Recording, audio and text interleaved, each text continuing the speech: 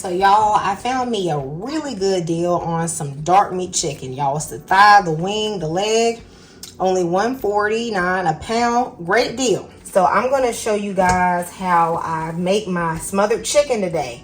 To me, chicken is like the inflation-proof meat. Like, you can get it at a good deal, and there are so many things you can do with it. So I'm going to go ahead and just rinse my chicken off. And I like to rinse it off. It just makes me feel more comfortable. But you guys do whatever makes you and your family feel comfortable, okay?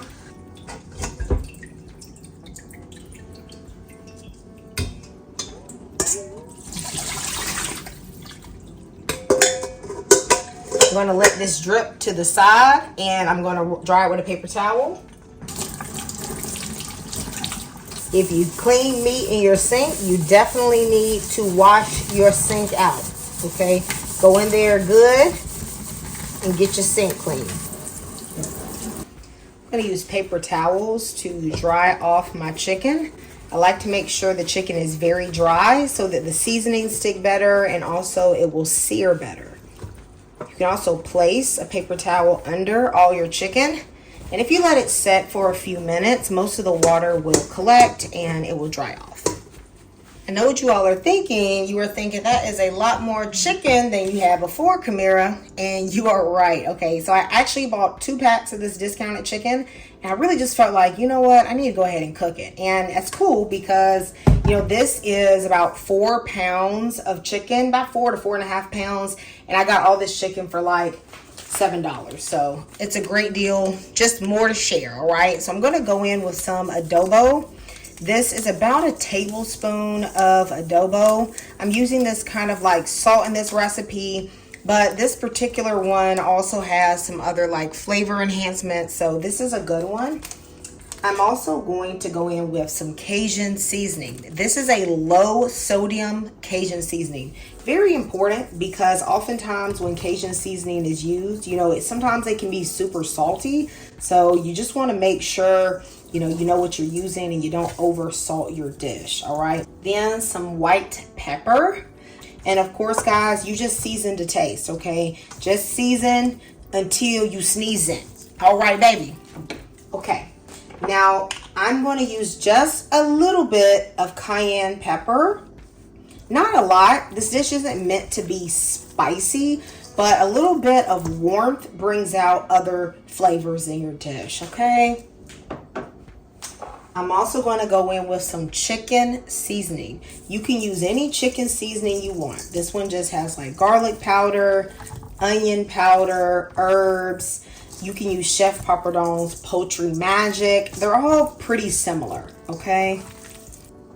I always love using herbs, so a little bit of thyme is just so important to me on food, and I'll also be using some fresh herbs. I have some smoked paprika. Regular paprika is also okay. I just really want to make sure I get that good color. And last, I'm just going to add a little bit more salt. If you do not have these spices, don't worry, okay? Just use whatever you have at the house. Even salt, pepper, paprika, garlic powder, onion powder would work. While my chicken is resting at the side, I'm going to prep my vegetables. I have one really big rib of celery. If yours aren't as big as mine, you'll probably need 2. So I'm going to take my onion. I'm going to cut off the top and the bottom. I'm going to cut the onions kind of into thin onion ring type shapes. Just a preference. You can also dice or just do big slices. I always like to put a little bit of sweet peppers. These are some sweet peppers from my garden. Kind of late season now, so a lot of them aren't going to change color, but they're still going to add a good flavor. Preheat the oven to 350 degrees. I'm using my cast iron skillet today. You can actually use, non-stick or something like that, but since we're doing old school, baby, y'all know I had to bust out Sister Mabel. Once you see that little bit of smoke just start coming off your pan and your oil is shimmering, that's how you know it's hot enough to go ahead and start putting in your meat. We're going to start by browning the meat. I'm putting the skin side down first, okay, because I want it to brown, and I also want just a little of that fat to render.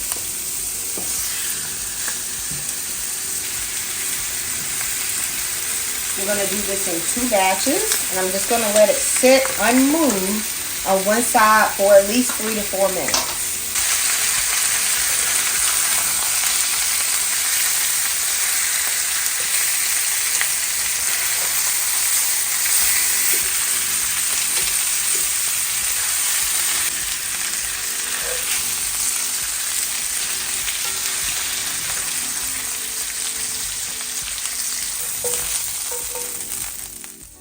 If this chicken is looking good right now to you, baby, go ahead and give this video a like and subscribe and turn on the bell so you don't miss any of my future recipes.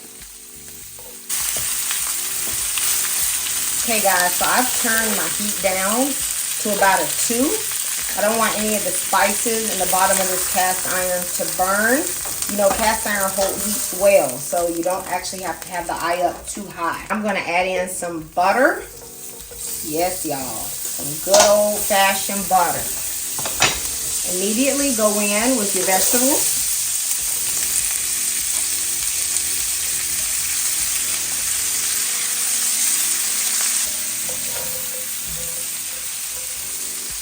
I'm going to put in my garlic. So this is about 1.5 tablespoons of minced garlic, which is about 6 cloves, freshly chopped. I'm going to saute my vegetables for just about 2 minutes or so, just so we get off that raw taste and pick up those spices. I'm going to prep a 9 by 13 baking dish. Now, I will probably need more than 1 dish for all this chicken, but I will still prep them the same, okay? I'm going to add some herbs. So I have some rosemary, thyme, and some sage to the bottom. This is going to just flavor the gravy. Then I am going to add all my vegetables to the bottom of the dish. Right on top, I'm going to start putting in as much chicken as I can.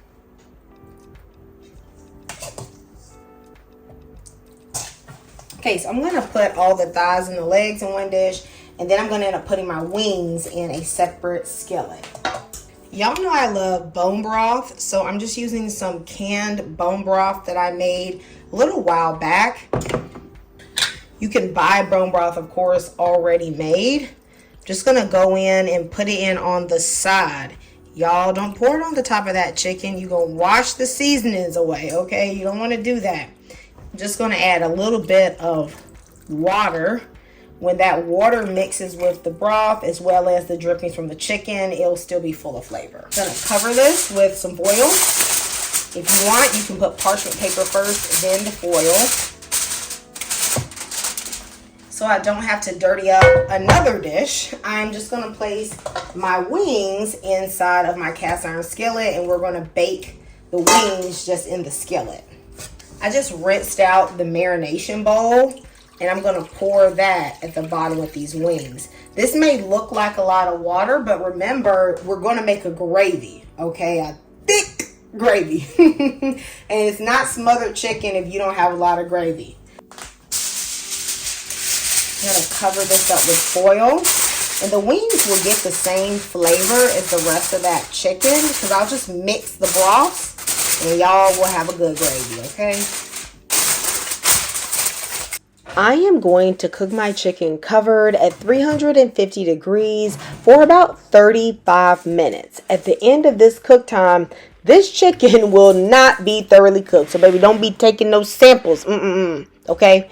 I am going to just cook it long enough to start getting juices off of the chicken.